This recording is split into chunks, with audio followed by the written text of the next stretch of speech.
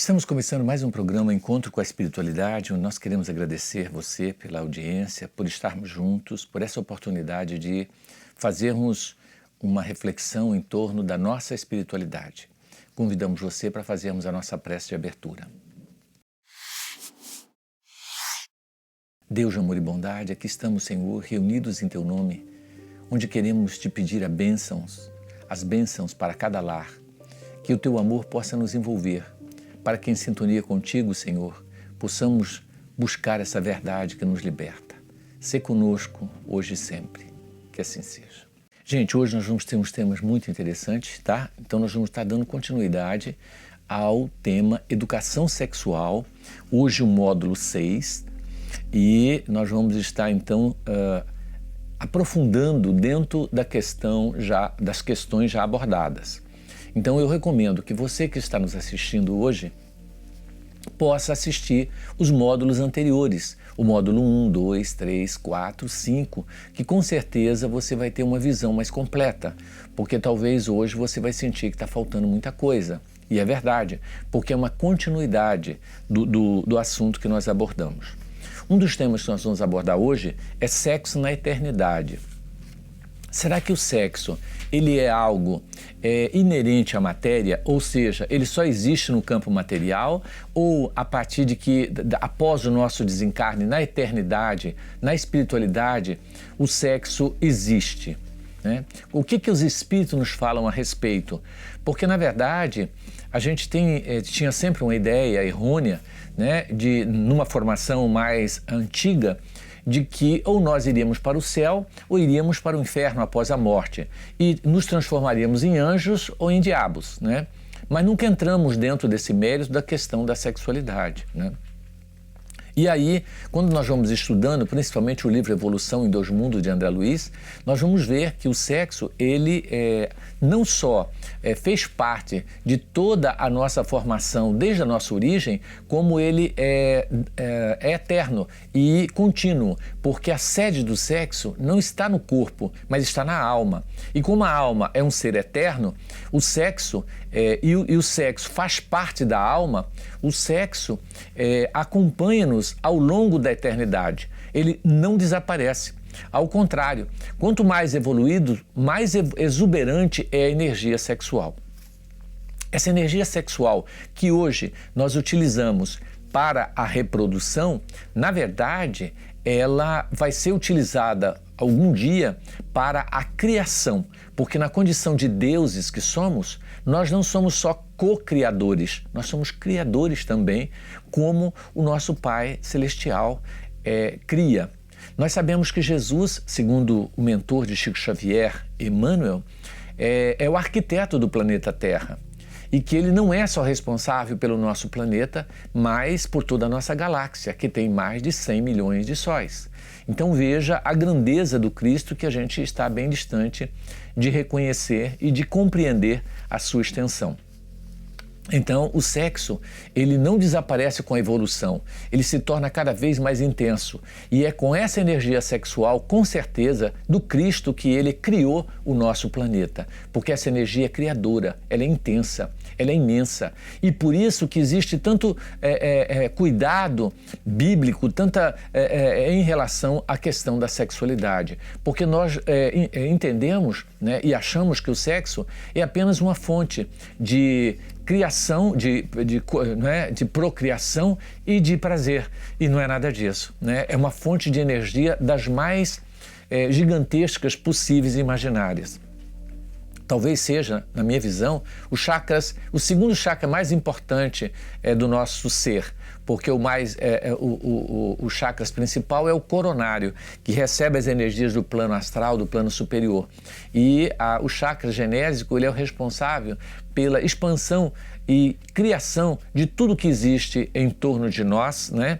Seja no campo material ou no campo psíquico ou no campo emocional. Então, ele está interligado com as emoções de forma intensa, de maneira que o chakras coronário, que é o responsável pelo sentimento, e os chakras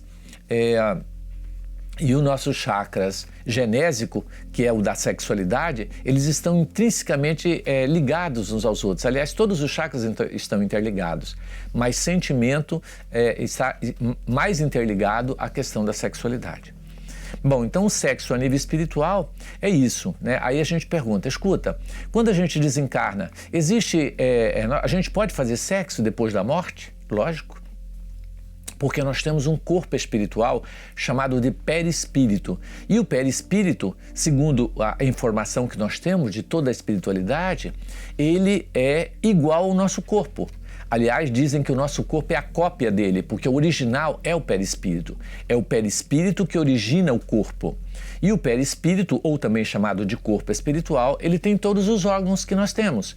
Então ele tem olhos, ouvidos, ele tem coração, tem pulmão, ele tem rim, né? Ele tem pernas, braços e órgãos sexuais. E esses órgãos funcionam como os nossos órgãos, não só para fazer as nossas necessidades fisiológicas, como para servir de fonte de prazer, né? Para nós.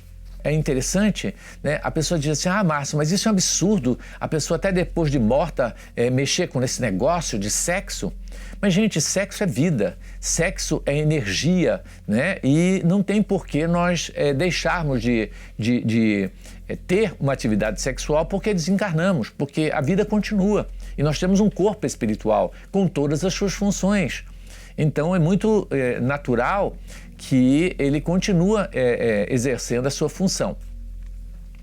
Uma prova disso é o seguinte, você não sonha às vezes fazendo sexo? Então, você quando sai do corpo, você vai de encontro a outros seres, né? E ali vocês se relacionam. Então, se nós sonhamos fazendo sexo, é porque existe sexo após a morte. E o espírito faz sexo, tá certo? O que é natural, porque o outro lado da vida é a verdadeira vida, onde nós somos apenas a cópia, né, dessa vida real, né? E, Márcio, então por que a gente tem que reencarnar e estar aqui, se lá existe vida, existe progresso, existe evolução? Né? A gente viu que o quanto André Luiz evoluiu após a sua desencarnação. Então existe evolução na erraticidade. O que é erraticidade? É o período compreendido entre uma encarnação e outra. Então existe evolução, sim, do outro lado da vida. Mas a materialização mais densa na Terra, ela torna as nossas provas muito mais intensas. É como se fosse um campo de batalha, uma guerra, onde você se densifica na matéria e aí você enfrenta muito mais dificuldade, né, com essa matéria. Por isso que aqui é necessário e a reencarnação num campo mais grotesco faz parte do nosso processo evolutivo e acelera a nossa evolução. Então, ela é necessária. Eu diria que o corpo representa um presídio, um cárcere para o espírito. E muitas vezes, na condição de delinquentes que somos e devedores de tantos débitos, estar na prisão faz parte do nosso processo de reeducação. Então, nós somos educandos na Terra, tá certo? Nós fazemos parte desse quadro. Um outro tema interessante que nós estamos abordando é sexo e santidade. Olha que interessante. Será que os santos não tinham desejos sexuais? Uma pergunta muito interessante. Será que santo não tem sexo? A gente vê relato, por exemplo, de Francisco de Assis, quando ele entrava naquele estado, né, vamos dizer assim, que a gente chama de tentação, né, onde o seu libido estava altíssimo, né? Muitas vezes ele relata que ele tinha que rolar no espinho para ele matar aquele desejo que ele estava com ele, né? Então, sentindo dor, ele sentiria menos desejo sexual. Então, faz parte da vida de todo ser, independente do grau evolutivo. E saber lidar com essa energia sexual de uma forma suave, de uma forma tranquila, é uma questão de educação. Por isso que nós estamos falando de educação sexual. Porque mesmo espírito de alta envergadura tem dificuldade em lidar com a sexualidade. Não é só nós, seres mais animalizados. Os santos também têm dificuldade em lidar com tudo isso, né? E, obviamente, de canalizar essa energia para realmente a direção certa. Então, faz parte da evolução. Existe um outro tema também muito interessante, que é a sublimação da sexualidade. O que é sublimar a sexualidade? É você encontrar o equilíbrio perfeito da sexualidade. Sublimar a sexualidade não significa abster-se de sexo e santificar. Significa você encontrar o equilíbrio da sua sexualidade. Então você pode ser uma pessoa, por exemplo, que não é casado, solteiro e está em pleno equilíbrio com a sua sexualidade, canalizando essa energia, né, e sublimando essa energia, não animalizando, não criando viciações. Então, Emmanuel fala para nós que a gente confunde sublimação, né, da sexualidade como abstenção. E nem sempre abstenção significa sublimação. Nós conhecemos pessoas que não fazem sexo e são totalmente desequilibradas, porque elas estão em desequilíbrio. E aí, ela, na verdade, ela não está sublimando, ela está se violentando. Então, abstenção sem educação é violência, não é sublimação. Sublimar é você buscar o equilíbrio, é você canalizar essa energia para o bem, para o amor, para a fraternidade, né? E não para a abstenção. Você pode estar fazendo sexo com o seu parceiro, com a sua parceira, extremamente feliz e sublimando, né, essa sexualidade. Então, sublimar é buscar o equilíbrio, é trazer, né, o real valor que a sexualidade representa na nossa vida, é entender a importância dela.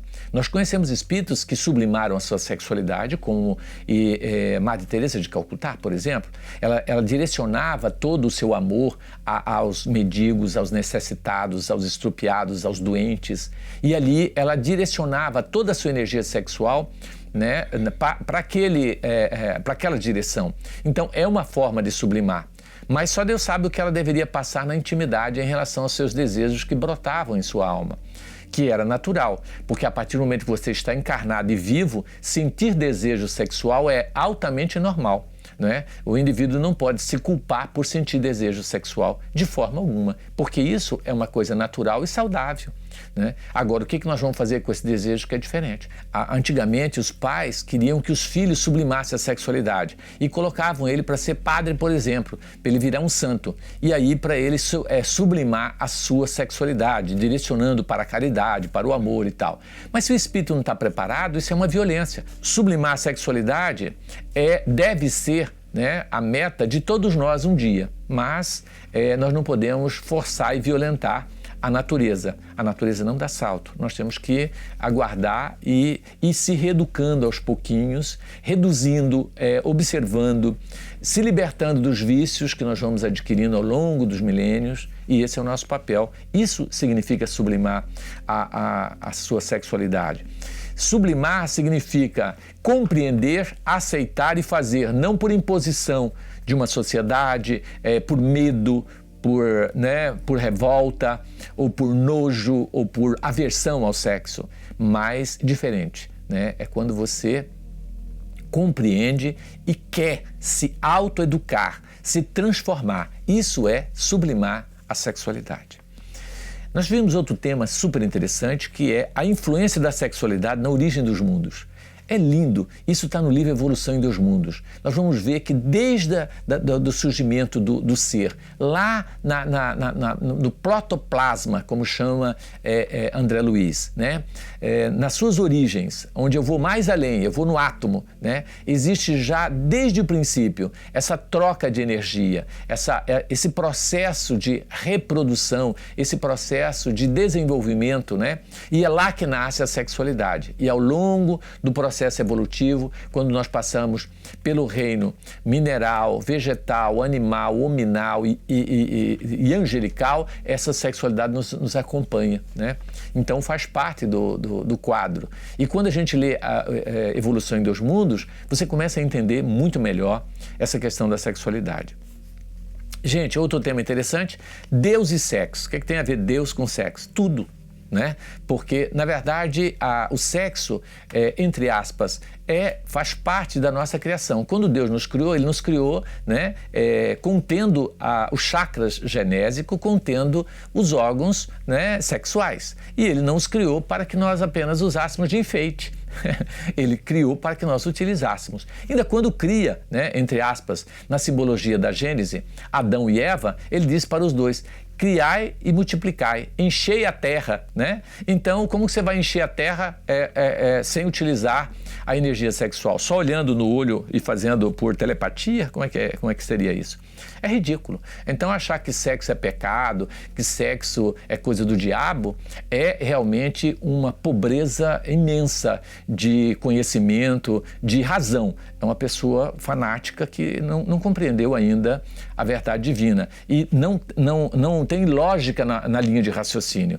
Então, Deus não só permite o ato sexual, como nos abençoa e acha grandioso que aprendamos a lidar com essas energias e utilizá-las de forma correta. Agora, é natural que quando estamos começando a lidar com tudo isso, os abusos, os erros, os equívocos, os vícios, mas devagarinho nós vamos conseguindo buscar esse equilíbrio, buscar essa sublimação necessária. Gente, uma outra coisa que eu queria falar aqui muito interessante chama-se fidelidade, responsabilidade, honestidade perante a sexualidade. Nós não podemos esquecer isso, porque hoje, entre aspas, está em voga você fazer sexo com qualquer pessoa e isso não é correto. Porque quando você procura uma pessoa para você ter uma relação sexual, existe aí uma ligação magnética, tá certo? Imensa e energética.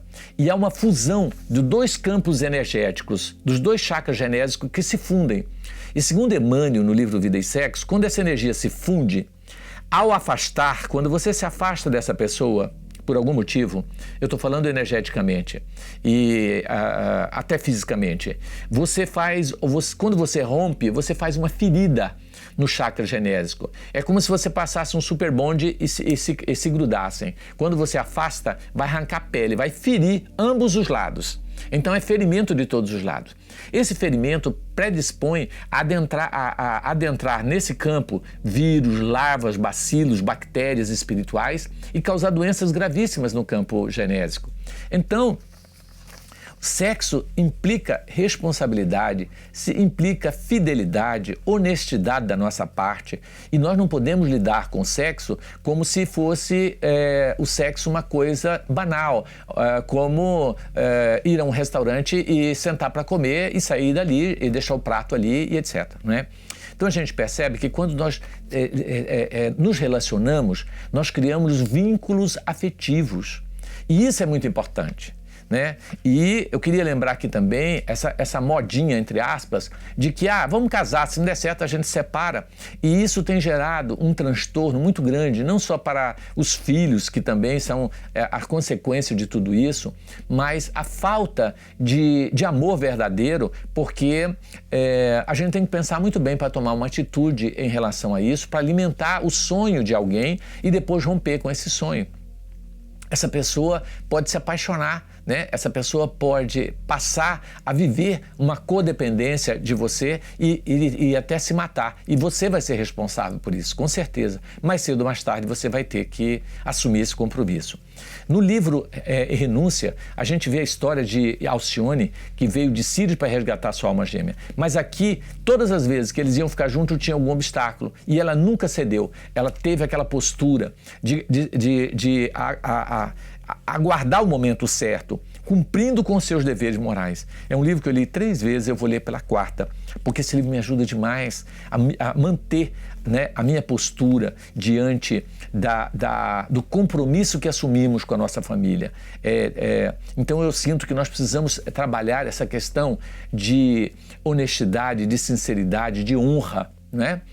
Uma vez conversando com o senhor, ele disse: doutor Márcio, eu tenho certeza que a minha esposa me trai, eu vou traí-la também. Eu digo: então você está se igualando a ela. Então eu acho que nós não podemos entrar nessa. 1000 vezes sermos traídos do que sermos os traidores, porque é a nossa consciência que determina. E essa questão de que o sexo não é pecado, o sexo faz bem para a saúde, faz bem para a alma, faz, mas desde que você seja honesto, íntegro e uma pessoa honrada, porque eu acho que honra é uma coisa que parece fora de moda. Nós precisamos rever esses conceitos, né? Então, não vamos confundir liberdade com libertinagem, que é o que está acontecendo. eu queria só lembrar essa questão que Emmanuel fala no livro Vida e Sexo, da responsabilidade diante da nossa sexualidade. Gente, o nosso corpo é um templo sagrado. Você não pode ir oferecendo ele para qualquer pessoa. Você não pode, vamos dizer, se entregar, entre aspas, para uma pessoa que você está vendo pela primeira vez numa festa, só porque você gostou e você já se entregar a essa pessoa. É a sua intimidade, o canto sublime que você deve santificá-lo e não usar dessa maneira, né?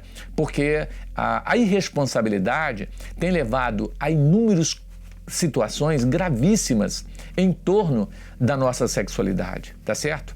Então, o que nós queremos lembrar, né, nesse capítulo é a nossa responsabilidade diante da sexualidade, nosso compromisso, porque o sexo não acaba com o corpo, ele é eterno e como eterno nós temos que zelar por ele. Eu diria que o sexo é como se fosse um santuário, onde você só pode, né, e deve ter um profundo respeito em tudo e por tudo, e principalmente pelo outro ser humano, né?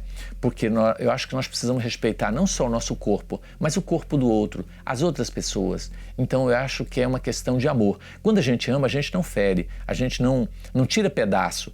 E se você ficar com alguém por leviandade e apenas por prazer, por animalidade, para satisfazer a sua necessidade fisiológica, com certeza você vai lesar esse ser e vai lesar você também. Então quem ama não faz isso. Quem ama, aguarda, porque o momento certo, a hora certa, né, com responsabilidade, sem traição, sem desonestidade, aí é diferente, aí faz bem. E sexo sem sentimento e sem amor é algo assim terrível. É quase como se alimentar sem ter fome. É algo desagradável no meu ponto de vista. Quer dizer, pode até trazer um prazer, mas o desprazer é muito maior. Então vamos pensar nisso. Gente, vamos às perguntas do nosso tema de hoje. Oi, Dr. Márcio, tudo bem? Gostaria de tirar uma dúvida. O que está acontecendo agora com a nossa sociedade? Será que estamos passando por uma evolução ou uma crise na sexualidade? Carla, a sua pergunta é maravilhosa, né? Estamos passando por uma evolução ou por uma crise? Carla, estamos passando pelos dois. Pela evolução e pela crise, né? Depois de séculos de repressão, depois de séculos de proibição, né, onde nós não éramos educados, mas éramos violentados, nós éramos constrangidos, nós éramos obrigados a ter um comportamento que não condizia com os nossos desejos interiores, nós fazíamos escondido e aprontávamos horrores. Então, nesse momento agora é o momento em que a sociedade liberta o homem para que ele possa ser livre de fato e poder escolher entre uma coisa e outra. Você falou muito bem, nós estamos vivendo essa crise, esse momento, né? Mas é a última chance desses espíritos de se reequilibrarem, de aprenderem, de se educarem, de colocar, né, Deus na sexualidade, de colocar amor no sexo e não fazer o sexo apenas como fonte de prazer. Nós percebemos os jovens muito desiludidos em relação ao sentimento e muito mais animalizados, tipo, querendo mais sentir prazer e descartar o outro o mais rápido possível. E isso gera o que tem gerado. Nunca tivemos um índice de suicídio tão alto, depressão, ansiedade e um mal-estar coletivo. Isso é para o homem repensar sua postura, né? Mas faz parte da evolução. Nós não poderíamos evoluir sem passar pelo que estamos passando. Mas está havendo, com certeza, um abuso, né, dessa faculdade, né? Se a gente não aprender pelo amor, que é a educação, que é a instrução, que é o conhecimento, nós vamos ter que conhecer pela dor, na lei de causa e efeito, né? Uma cirrose hepática, uma AIDS, uma DST gravíssima, né? Um câncer de colo, um câncer de próstata, enfim, várias patologias que vão surgir em consequência do abuso e do erro que cometemos no campo da sexualidade. Vamos à próxima pergunta? Dr. Márcio, qual é o futuro do nosso planeta se os espíritos não têm sexo? No futuro haverá homens e mulheres ou não mais haverá essa necessidade? A Luzia faz uma colocação interessante, né? Como vai ser o futuro se o espírito não tem sexo? Observa só, na verdade, o sexo, ele está... não é que o espírito não tem sexo. O sexo no espírito, ele é uma energia plena, uma energia superior, aonde é utilizado para a criação, né? Não só para a procriação. Então, como já acabamos de falar, que o espírito é eterno e a sua sexualidade também é eterna, né? Agora, a relação de corpos, homem e mulher, está relacionado com a materialização. A partir do momento que nós estamos materializados, nós temos essa necessidade de ter corpo masculino, corpo feminino, para haver a procriação. E no plano espiritual também, porque nós temos corpos. Enquanto tem corpos, seja ele material grosseiro, ou seja ele corpo espiritual, perispírito, vai existir a sexualidade. Nós só vamos não ter mais essa função, vamos assim dizer, do sexo como nós conhecemos, lembro bem, enquanto tivermos corpos, porque quando não tivermos mais, é diferente. Aí o espírito realmente não tem essa necessidade. A troca de energia sexual é uma troca diferente. Só para você ter uma ideia, em planetas mais evoluídos, eles falam que dois seres que se amam, independente do sexo, um se posiciona diante do outro e trocam energias sexuais, chegamos a verdadeiro orgasmo de extrema intensidade sem se tocarem um no outro, sem esse atrito carnal, essa coisa mais densa material que existe no nosso plano. É uma coisa mais sublime, né? É um outro tipo de energia que a gente ainda tem dificuldade de compreender, né? Mas é assim que acontece. Então, esse é o processo evolutivo, né? Então, agora, uma coisa que nós precisamos aprender é respeitar, né, a sexualidade dos outros sem julgamentos, né? E aprender a lidar com a nossa própria sexualidade num processo de autoeducação. Isso é mais importante do que qualquer coisa. Vamos à próxima pergunta. Há muitas teorias sobre Jesus, ter sido casado, ter tido filhos. Dr. Márcio, existe alguma referência dentro da doutrina espírita sobre essa questão? Muito obrigada. Olha, muito bacana, Eveline, a sua pergunta, tá? Existe sim, existem livros que falam sobre Jesus, um monte, né? Jesus nem Deus nem homem, olha o título, uma obra publicada pela Federação Espírita Brasileira, maravilhosa. Jesus perante a cristandade, né? Existem os irmãos de Jesus, enfim, existem inúmeros livros editados pela Federação Espírita Brasileira, só que eu conheço mais de 10, que falam sobre o Cristo. Tá certo? E nenhum livro, né? O livro Os Quatro Evangelhos de João Batista Rustem, uma obra maravilhosa, que fala desde o nascimento do Cristo até o final, e todos os relatos dos Espíritos é que Jesus não teve filhos, como prega o livro Código da Vinci, que diz que Jesus teve um caso com Madalena, teve até uma filha escondida e etc. Gente, Jesus já tinha superado a sua necessidade fisiológica sexual. A energia sexual do Cristo era para criar mundos, estava com outras funções. Jesus não tinha mais necessidades sexuais, né? Então, existem vários espíritos que já não tinham essa necessidade. Por exemplo, você sabia que Maria nunca teve relação sexual com José? Porque eles não tiveram mais filhos. Se você vê na história, aonde que está o nome dos irmãos de Jesus? Não existe. Porque José e Maria, como eram espíritos já evoluídos, oriundos de Sírios, só para cumprir essa missão, não tinham mais necessidades sexuais. E Maria realmente não teve mais filhos.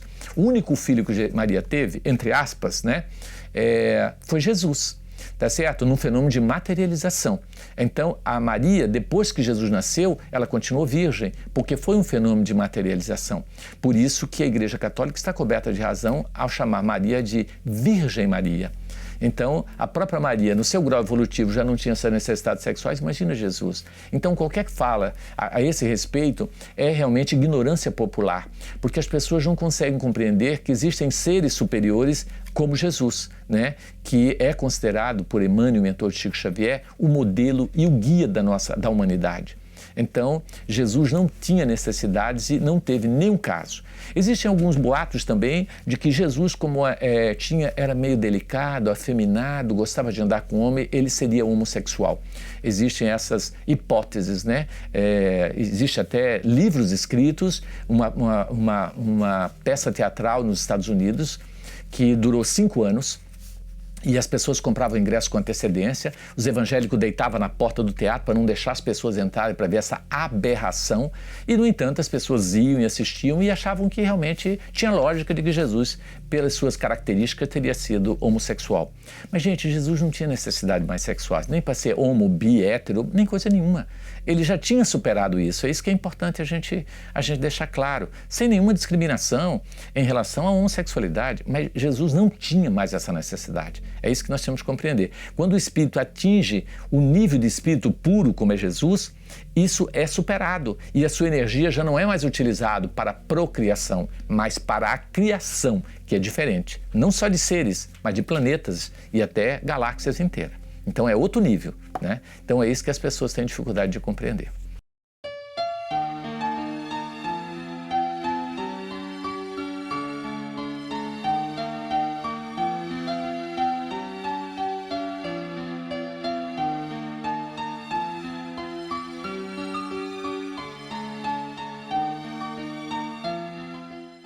Gente, temos a alegria de estar aqui com a Tânia, uma trabalhadora querida que faz um trabalho importantíssimo no Vantuil e que está nos auxiliando nesse processo, né, nesse trabalho da educação sexual. Tânia, seja bem-vinda ao nosso programa mais uma vez, né? Que bom ter você aqui para estar passando essa visão feminina, né, da questão da sexualidade.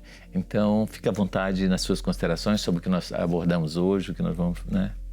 Obrigada, é uma alegria muito grande estar aqui e principalmente para falar sobre esse tema, né, do sexo, para a gente conseguir trazer uma visão menos pesada do sexo, né, da energia, da sexualidade, sem banalizar, sem vulgarizar, trazendo realmente uma conscientização para as pessoas da função dessa energia que é tão potente, que é a energia realmente, a energia criadora, né, que você estava falando ali, né, a energia que é capaz de gerar mundos. Então é uma energia muito potente, né, que a gente ainda não sabe usar. E infelizmente, por conta de crenças, de educação, a gente vem trazendo esses conceitos, essas crenças dá para essa visão do sexo uma vulgaridade, uma coisa pesada, negativa, que na verdade não é, né? Então é uma alegria muito grande falar sobre esse tema e poder contribuir de alguma forma, né, com a minha fala, com o meu conhecimento, que apesar de ser pouco, mas eu acho que a gente pode contribuir um pouquinho. Com certeza, né? Então, realmente, essa questão que a gente fala, né, Tânia, que havia uma proibição, né? Havia o medo, havia a repressão. Então, agora, o que nós temos que sublimar significa educar, né? Trabalhar a nossa autoeducação é diferente de proibição. Então, eu acho que o processo de educação, em todos os aspectos da nossa sociedade, é a solução para todos os nossos problemas, né? E é interessante a gente ter em mente que sublimar não é prender, é transcender. Quando você transcende um sentimento, você transcende através do processo de autoconhecimento. Quando você consegue essa transcendência, aí você tem condições de realizar essa sublimação, né? Eu estava ouvindo há um tempo atrás a dificuldade que o ser humano tem, né, de trabalhar essa questão. Eu estava lendo algum tempo atrás sobre Mahatma Gandhi. Ele tentou várias vezes parar, porque ele era casado, tinha filho e tal, mas ele, de vez em quando, ele tinha um desejo de parar de ter relacionamento sexual. E ele não conseguia, ele voltava, né? Por quê? Então, assim, é um ser que tinha uma visão mais ampla do mundo, tinha uma meta, um objetivo grandioso, né? Onde ele tinha condições de canalizar essa energia dele, mas mesmo assim a dificuldade que se tem ainda de trabalhar, né, de sublimar. Então, a gente tem que trabalhar na questão da educação sexual para a gente entender a função, conseguir transcender. E essa sublimação, ele tem que ser uma opção também. Não pode ser uma coisa imposta. Sim. Né? Por quê? Porque é uma coisa forçada. Que a sublimação é uma opção. E é uma opção da pessoa que está pronta para isso. Ela tem que estar pronta. Ela saber que ela está pronta para isso e viver isso de uma forma tranquila. Né? Então, exatamente. Eu vi uma entrevista do Divaldo, que ele fala que alguém pergunta para ele se a sublimação desse desejo não traria um desequilíbrio emocional.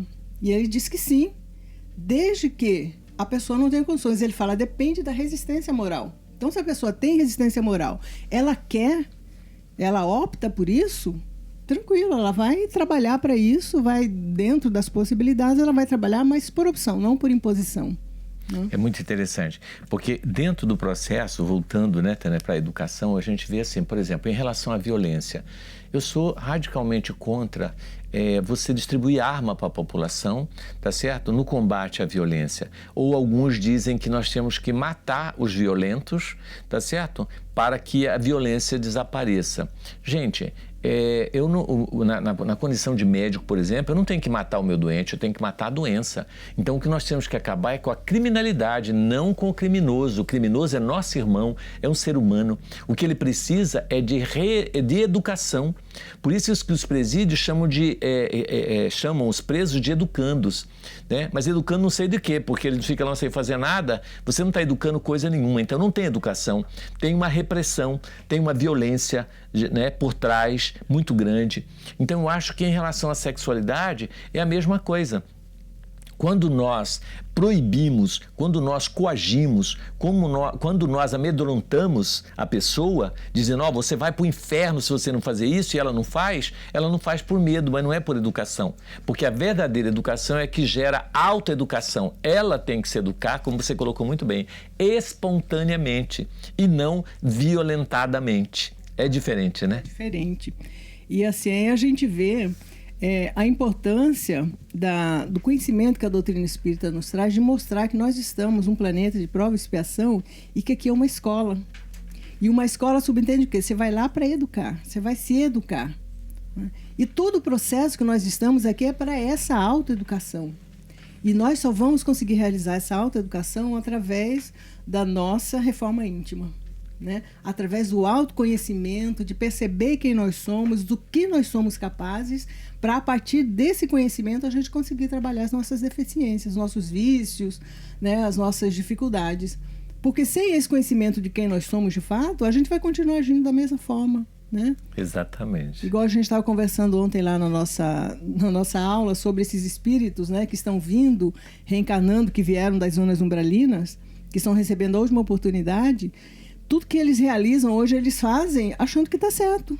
Sim. Na concepção deles está certo, porque é lá eles realizavam todas essas, e até pior do que eles conseguem fazer aqui, né? Porque aqui tem uma certa contenção. Mas o processo é de educação, né? Nós estamos aqui para nos educar. Uma coisa que eu estive reparando, né? Eu trabalho com emagrecimento, né? E quando aquele paciente, todos os meus pacientes, eu oriento eles de que eles precisam estudar sobre o assunto. Eu mostro a importância da reeducação alimentar, que o meu medicamento não vai fazer milagre, que ele precisa mudar, fazer atividade física e tal. E eu peço para ele estudar. Normalmente eu dou uma referência para ele, você vai ler tal livro, você vai fazer isso, você vai olhar na internet sobre isso. E aqueles que estudam e que incorporam, você está entendendo? Eles emagrecem, porque eles conseguem fazer a reeducação alimentar através do conhecimento, porque quando você estuda, você adquire o conhecimento que é a verdade que te liberta. Agora, aqueles que querem um milagre, que uma pílula resolva só o remédio, aí não tem jeito, aí não muda, né? Esse eu acho que é o grande problema da maioria da população, porque as pessoas querem pílulas milagrosas. As pessoas não querem ter o esforço da mudança. Eu sempre costumo dizer nas aulas, nas conversas que a gente tem lá no Fantuil, né, que crescer dói. Né? A gente tem a dor do crescimento. Eu costumava falar para minha filha que ela tinha dor no joelho, aí eu ia no médico, não, essa é dor de crescimento. Nós temos essa dor do crescimento também da reforma íntima. Por quê? porque a gente precisa conhecer a nossa sombra, assumir que nós temos as nossas sombras para a gente conseguir realizar as transformações. E as pessoas não estão dispostas a isso. As pessoas querem o quê? Elas querem alívio para a dor, elas querem alívio para as situações difíceis que ela está passando, mas só alívio, não quer a cura, né? Então, muitas doenças a gente vê, quando tem as nossas cirurgias espirituais, né, algumas pessoas conseguem a cura lá, vai no médico, a doença que ela tinha já acabou e tal, aí no ano que vem ela volta com outra doença, né? Então, isso é uma coisa muito interessante. As pessoas querem alívio, elas não querem um esforço da transformação, e não tem como, né? Porque conhecimento liberta. Conheceis a verdade, ela vos libertará. Mas para a gente conhecer a verdade, a gente precisa trabalhar. Exatamente. Né? E as pessoas não querem trabalho. E assim como nós temos educação intelectual, hoje a educação da inteligência emocional, a educação artística, a educação corporal, né? Nós temos a educação sexual, porque o sexo faz parte da nossa vida. A reeducação alimentar, né? Enfim, uma educação no campo da economia, dos gastos excessivos, que a pessoa gasta o dobro do que, né? Eu acho que muita gente tinha que ter aula de noção de economia, né? Quer dizer, ela não tem controle sobre o que ela ganha, né? E até fica querendo ganhar na Mega Sena. Eu sempre falo, quem não dá conta de administrar um salário mínimo, não dá conta de administrar milhões, porque vai ser igual, vai falir igual. Vários que já ganharam na Mega Sena e voltaram na mesma situação. Voltaram a ser anterior, pobre, né? Então, assim, o que fazer para adquirir? O que nós estamos falando, esses módulos que nós fizemos sobre educação sexual, é apenas um despertar. Você precisa estudar sobre isso, buscar livros que falam, né? Eu atendi um jovem que ele disse, doutor Márcio, eu resolvi assumir a homossexualidade, mas eu estou com muito conflito, eu não me aceito assim, eu tenho dificuldade de lidar com tudo isso. O que eu faço? Aí eu orientei que ele deveria estudar sobre o assunto. Falei, leia o máximo que você puder. Não só assuntos contra, mas assuntos a favor, assuntos, todos os livros que você puder, de psicologia, né? Ler os livros voltados. Então, eu acho importante você olhar a visão das religiões sobre esse assunto também, embora exista lá os preconceitos e as alienações. E você vai se identificar com essa leitura, você vai formar uma opinião e você vai se libertar, tá certo? Ou assumindo e estando bem, ou não vivendo esse conflito que você está vivendo. Então, os nossos módulos é apenas um despertar de uma educação que ela é muito mais profunda, né, Tânia? Exatamente. E que deve ser vivenciada no dia a dia também, porque aí você vê teoria e vê prática. Então, você vai... Olha, essa ação me desgastou, me deixou mal. Por exemplo, você teve uma relação sexual, por exemplo, e no outro dia você está com sentimento de culpa, você está sentindo um lixo, você está com nojo do seu corpo. Então, isso não te fez bem, porque ela tem que fazer bem para você. Por exemplo, quando você pratica um ato de caridade, o que você sente no outro dia? Uma sensação de bem-estar. Quanto mais o tempo passa, mais feliz você fica por ter feito aquilo. Se esse ato sexual não te traz esse prazer no dia seguinte e pela vida toda, desconfia que você está no caminho errado. Isso é muito importante. Mas para isso, pra gente, porque assim, nós temos a resposta do que é bom, do que não é bom para nós. Se nós conseguirmos prestar atenção no que a gente sente através das nossas ações, né? Exatamente. Então, mas aí para isso a gente precisa estar presente, né? E a gente não está presente. As pessoas geralmente querem fugir. Então, se vê um sentimento ruim, o que ela vai fazer? Ela vai buscar meio de fugir, de prestar atenção no que fez ela desenvolver esse sentimento, ao invés de ela prestar atenção em si, ela vai buscar distrações, né? Na televisão, na internet, vai fazer o que for para fugir, né? E o que a gente precisa parar de fazer é de fugir, porque a fuga só vai nos trazer mais insegurança, mais medo.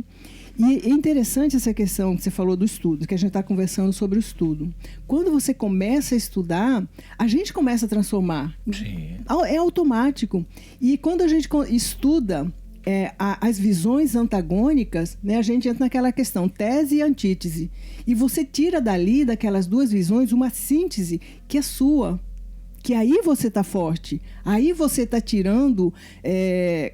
conhecimento, você está vendo as visões possíveis que existem e tirando para você aquilo que é bom para você. né? Que vai te fazer caminhar pela vida com mais tranquilidade, com mais segurança, né? Com mais poder pessoal de ser responsável por você, né? Sem precisar que existam outros para cuidar de você, para você culpá-lo porque você é infeliz ou feliz, né? Que a gente gosta muito disso. Exatamente. Pra você ter uma ideia, tem paciente que chega para mim: doutor, eu estou com muito refluxo, tô com muita azia, o senhor pode me passar um remédio para azia? Eu digo: você parou para pensar por que você tem azia? Por que você tem azia? Pois não sei. Falei: eu sei. Porque você está comendo além do que deve. Olha o seu peso. Eu não posso comer farinha. Tudo que eu como, falei, exatamente o que engorda. Olha como a natureza é sábia. A azia é um alerta para você, tipo, para de comer, senão eu vou morrer. Tá queimando tudo. Aí sabe o que ele faz? Toma um antiácido e come mais. Quer dizer, meu Deus, será que você não está percebendo que o teu corpo está dando um sinal para você? O corpo dá sinal, a alma dá sinal, o coração dá... Se a gente prestar atenção, a gente sabe por onde, os caminhos que a gente precisa seguir. Mas a gente precisa prestar atenção e parar de fugir, né? Parar de buscar distrações. Exatamente. Aí, gente, observa só, independente da sua opção sexual, independente do que você está fazendo com o sexo, uma coisa que é importante é você estar em paz com a sua consciência, é você sentir que esse ato te enobrece, te dignifica, te dá uma sensação de bem-estar. Porque se ela te dá depressão, se ela te deixa mal, qual o sentido desse ato, né, Tânia? Então, nós temos que parar para pensar isso que você falou. E essa sombra que a gente não quer enxergar, né? E a Tânia falou uma coisa interessante, Tânia, que é o mecanismo de fuga. Às vezes o cara no dia seguinte bebe para esquecer o dia anterior, entendeu? Aí o álcool é um mecanismo de fuga, a droga é um mecanismo de fuga, o trabalho pode ser um mecanismo de fuga também. Até o trabalho ele usa como fuga. Não quero pensar nisso não. O importante foi ontem, eu já curti e acabou. Agora hoje não. Aquele mal-estar, ele tenta atropelá-lo, né? Então sente, olha para dentro de você. Será que vale a pena eu continuar, né? Mas eu não consigo me libertar disso. Repensa, né? Aí entra a questão da educação no sentido da contenção e não da repressão. Eu preciso me conter, eu não posso fazer todos os meus desejos, porque isso vai me fazer mal, né? E se vai me fazer mal, eu não vou fazer. Então eu acho que aprender a hora de parar, aprender a hora é importante. Isso é conhecimento de si mesmo, né? É autorrespeito, né, Márcio? Autorrespeito. Eu acho que a gente precisa muito disso, né? De se respeitar, de ser capaz porque isso nesses processos é que a gente consegue sair de depressões, de pânico, de todas essas angústias que a sociedade atual vive. A gente vai conseguir sair através desses processos que a gente está falando aqui. A gente vai se fortalecendo. Exatamente. Né? E enquanto a gente estiver fugindo, a gente está se enfraquecendo, está se tornando cada vez mais fragilizado perante a vida. Né? E é isso que a gente quer pra gente. Exatamente. E é isso que Sócrates fala, no conheça-te a ti mesmo, né? Você tem que se conhecer, saber os seus limites, o que você pode, o que você não pode, né? E seguir o caminho daquilo que te faz bem, te dá prazer, te deixa alegre e que não te mata, porque tem mais essa, e não te denigre, e não te deixa com a sensação de que você é um lixo humano. Você tem que sentir que você é uma joia de raríssimo valor, né? E é isso que a gente tem que sentir cada dia, né? Acho importante. Eu gosto muito de uma definição do budismo, né? Que ele fala, siga o caminho do meio, né? Quando a gente está nos extremos, a gente está no lugar errado, né? A gente tem que buscar o equilíbrio. O equilíbrio, né? Que é muito mais difícil do que a abstenção às vezes, né? Ave Maria. Abster-se às vezes é fácil. Então, gente, estamos finalizando aqui o nosso bate-papo, né? Então a gente agradece, Tânia, a sua presença aqui conosco, né? E vamos continuar.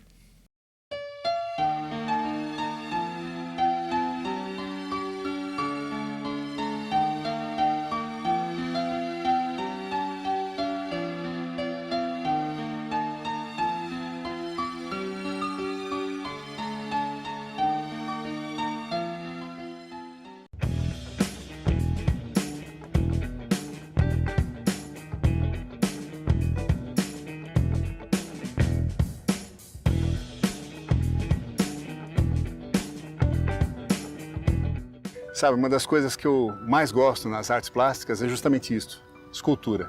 Olha que beleza, que perfeição, que detalhes. Como eu admiro um artista, nesse caso o Sesquete, uma escultura de 1966, que consegue representar com tamanha delicadeza de formas a forma humana. Mas quando eu falo isso, me vem à cabeça uma questão absolutamente polêmica que nós precisamos abordar também na visão do Espiritismo. A questão de gênero. Espírito tem gênero? Sim ou não? Sempre vale a pena recorrer a Kardec. Ali a gente vai saber tudo o que importa saber sobre o Espiritismo. O que Kardec fala de gênero? Muito pouco. Mas se você for ali no Livro dos Espíritos, lá está claramente dito: o espírito não tem sexo. Ou seja, o espírito não é homem nem mulher, o espírito é espírito. E aí na questão do casamento entre pessoas do mesmo sexo, eu lhe pergunto, tem problema isso ou não? Vamos fazer uma analogia? Duas pessoas de estatura muito alta, pode se casar? Sim.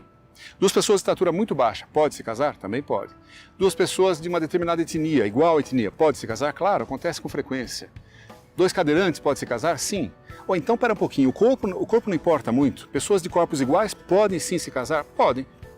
Por que é que duas pessoas com corpo igual, ou mesmo gênero, não podem estar juntas se elas se amam? O que de fato importa é o amor. Sempre foi, sempre é, sempre será o amor. O casamento entre pessoas do mesmo sexo, o convívio entre pessoas do mesmo sexo, a homossexualidade não é nova, sempre existiu na história da humanidade. Por que dessa polêmica enorme agora então? Talvez nós, espíritas e não espíritas, devêssemos repensar a nossa postura.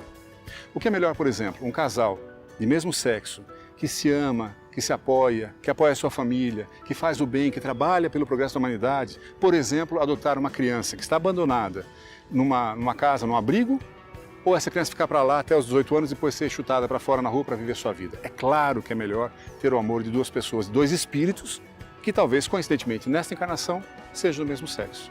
Então, repensemos qualquer postura radical. Sempre o melhor guia é Kardec. Sempre o melhor guia é a caridade, a compreensão, o acolhimento. Assim, todos nós viveremos muito em paz, muita felicidade e poderemos apreciar a beleza da arte.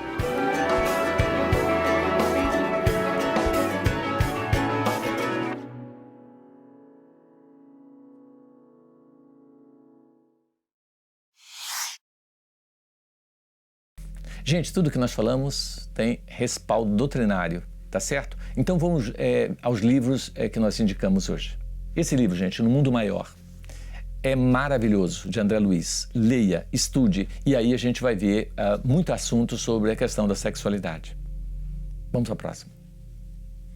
Tormentos da Obsessão. Esse livro é maravilhoso. Como os espíritos nos obsedeiam, como eles nos causam uma série de transtorno e utilizam os nossos pontos fracos, seja ele o álcool, a gula, o sexo, a ganância, seja onde for a nossa fraqueza, os espíritos vão estar atuando. Maravilhoso esse livro, gente.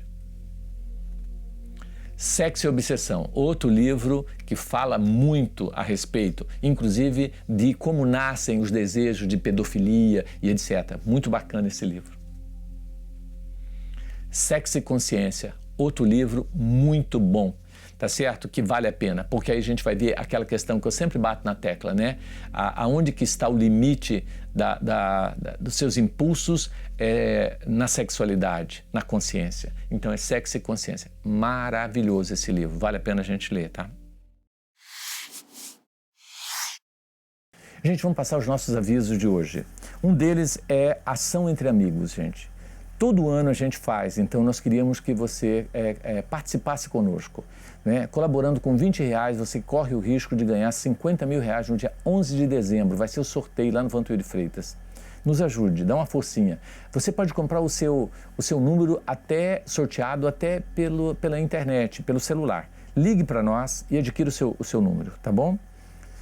O outro aviso é em relação à escola. Nós temos uma escola que educa, uma escola que trabalha a educação dos sentimentos, que trabalha valores éticos, que trabalha uma visão tanto no mundo material quanto espiritual. Enfim, é uma escola extraordinária, gente. Vale a pena. E as matrículas estão abertas. Você pode fazer a sua matrícula na nossa escola para o ano que vem, tá certo? É uma escola espírita. As crianças têm meditação, têm trabalho prático, né, de caridade, eles trabalham a educação dos sentimentos. Por exemplo, quando eles falam sobre a terceira idade, né, mostrando o respeito que devemos ter ao idoso, etc., eles vão no lar de idoso visitar, fazer o trabalho com os velhinhos. Então, toda a teoria é conectada à prática. É maravilhoso, vale a pena você colocar o seu filho numa escola diferenciada. E o preço é inigualável. A nossa escola é particular, ela já foi totalmente gratuita, mas nós damos bolsas também dependendo da condição da pessoa, condição financeira. Todos os nossos alunos têm bolsas para manter e tem vários alunos que têm bolsa integral de 100%, não pagam absolutamente nada. Então, a nossa escola é uma escola diferenciada e eu sugiro que você coloque seu filho se você quer que ele tenha uma formação diferente. Vamos aos recadinhos do WhatsApp, né, gente?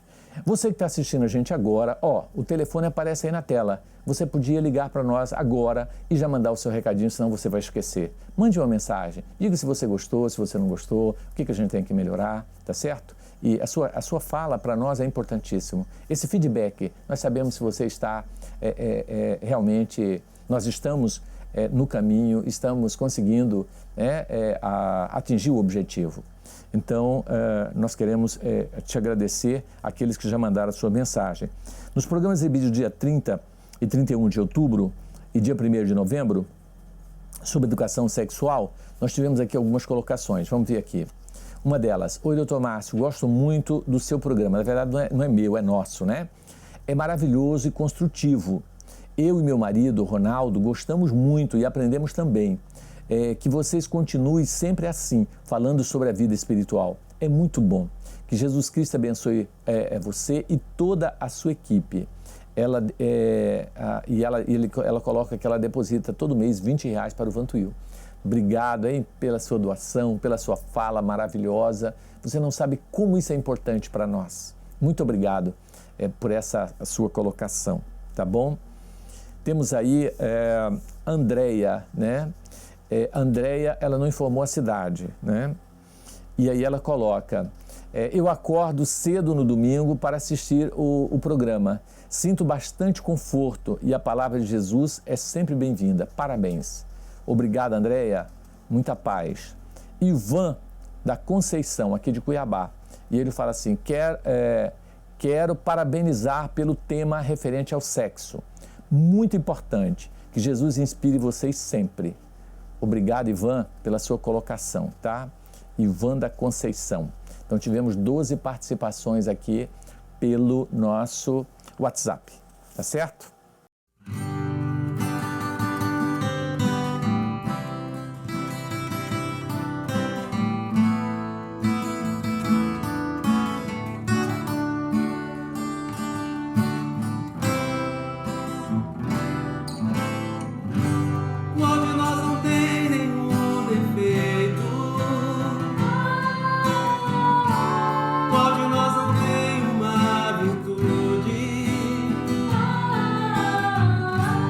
Precisamos só achar um jeito de suavizar o lado rude. Vamos ajudar-nos mutuamente e somar as nossas qualidades para fazer um mundo diferente. E tirar a força da maldade.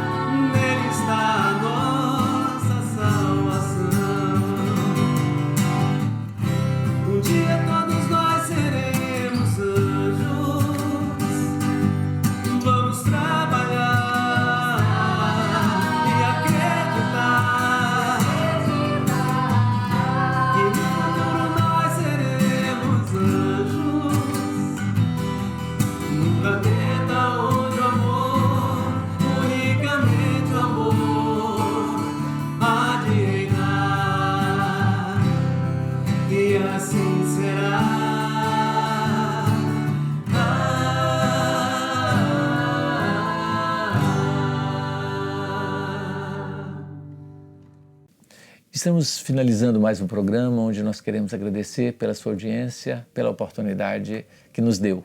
E vamos pedir a fluidificação das nossas águas. Vamos lá? Deus de amor e bondade, coloque nessas águas e nas águas de todos os lares o medicamento, o bálsamo, o tônico, que nos traga equilíbrio, esperança e, acima de tudo, alegria de viver. Jesus amado, que o teu amor se estenda sobre cada lar. Graças a Deus, que Deus seja louvado. Gente, muito obrigado e até a semana que vem, se Deus assim nos permitir. Muito obrigado.